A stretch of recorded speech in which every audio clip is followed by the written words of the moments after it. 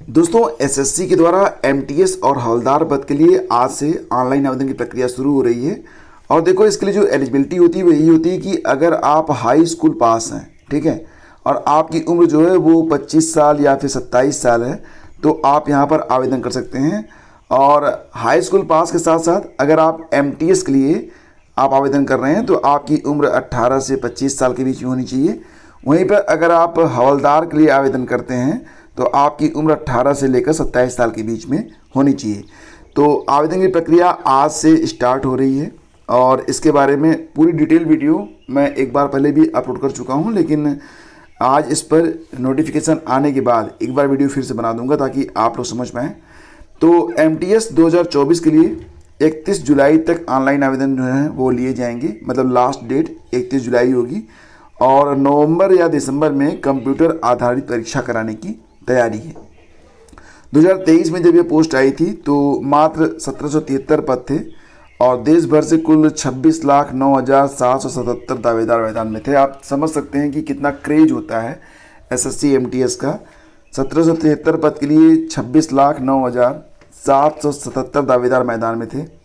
अगले महीने 26 जुलाई से स्टेनोग्राफर ग्रेड सी और डी की परीक्षा 2024 के लिए आवेदन शुरू होने जा रहे हैं एसएससी के द्वारा। इससे पहले 24 जून से कंबाइंड ग्रेजुएट लेवल सीजीएल के लिए आवेदन शुरू हो चुके हैं। तो यहाँ पर देख लेते हैं एमटीएस की एलिजिबिलिटी क्या होती है। मैंने बताया था आप लोगों को कि अगर आप हाई स्कूल पास हैं, आपका मैट्रिकुलेशन क्लियर है और अगर आपकी उम्र 18 से 25 के बीच में है तो आप एमटीएस के लिए आवेदन कर सकते हैं।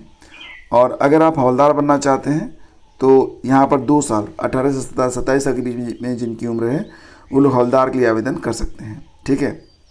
हालांकि नियमानुसार कुछ छूट भी आपको मिलती है, तो नोटिफिकेशन में हर बात बिल्कुल यहाँ पर दी गई है।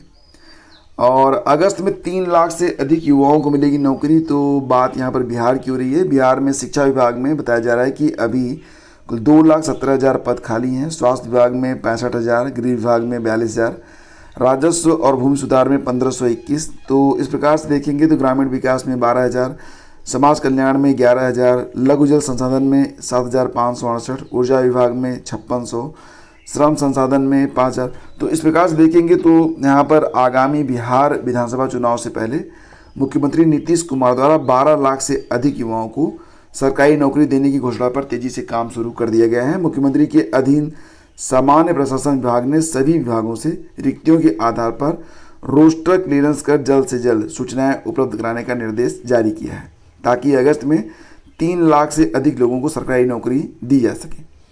तो यहाँ पर पूरी की पूरी तैयारियां जो है वो चल रही हैं। बिहार सरकार के मुख्य सचिव स्तर के एक अधिकारी ने इस बात की पुष्टि की है कि 12 लाख लोगों को नौकरी देने के अभियान पर काम तेज़ी से चल रहा है।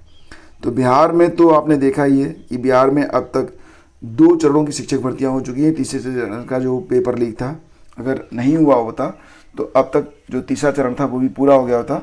अगस्त में चौथे चरण की शिक्षक भर्ती होगी। इसमें भी लगभग 50 से 80 हज़ार के बीच में पद रहेंगे। एग्जैक्ट फिगर तो जब नोटिफिकेशन आएगा तभी आपको पता चलेगा। लेकिन फिलहाल बिहार में बहुत सारी वैकेंसी जा रही हैं और पूरी लिस्ट आप यहाँ पर देख सकते हैं।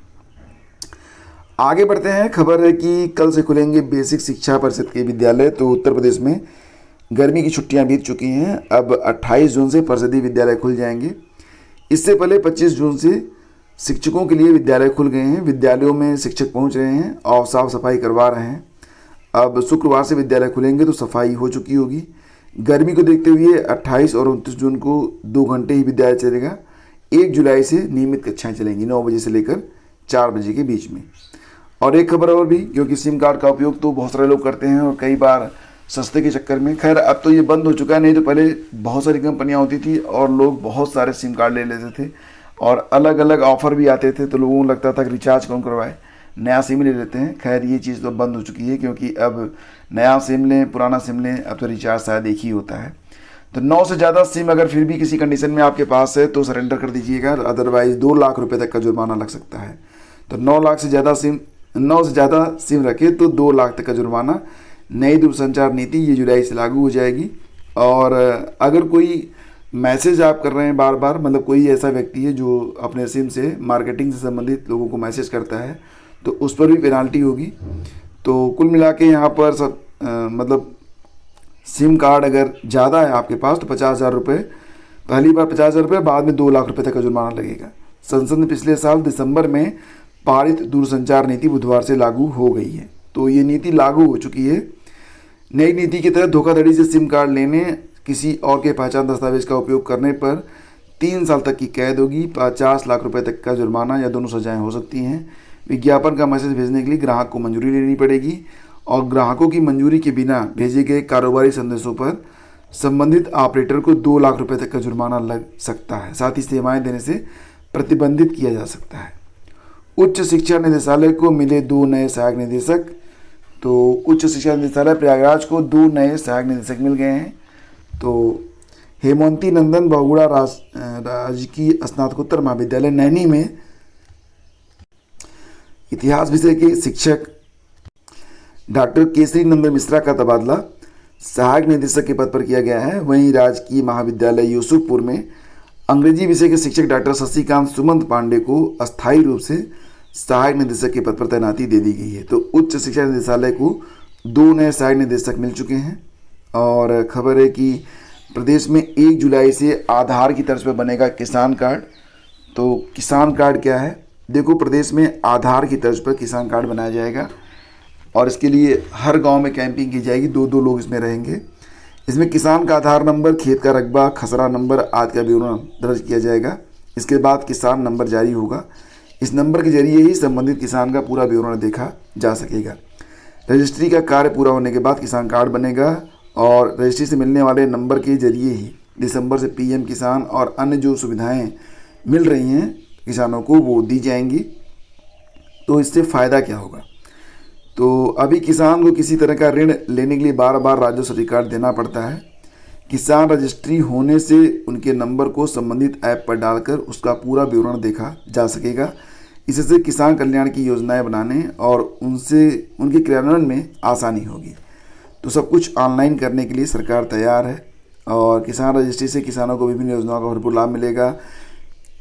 मतलब बहुत सारी चीज़ें यहाँ पर बताई जा रही हैं। फिलहाल अब ये प्रक्रिया स्टार्ट हो रही है और मतलब बहुत तेज़ी से काम होगा किसान कार्ड पर। ठीक है, तो फ्रेंड्स ये थी आज की न्यूज़ अपडेट और आज का करंट अफेयर क्विज आप लोग जरूर लगा लीजिएगा। मात्र 5 मिनट में आज के जो सबसे अच्छे प्रश्न होते हैं वे क्विज आपको दी जाती है। तो 5 मिनट में आपके करंट अफेयर की अच्छी खासी तैयारी हो जाती है।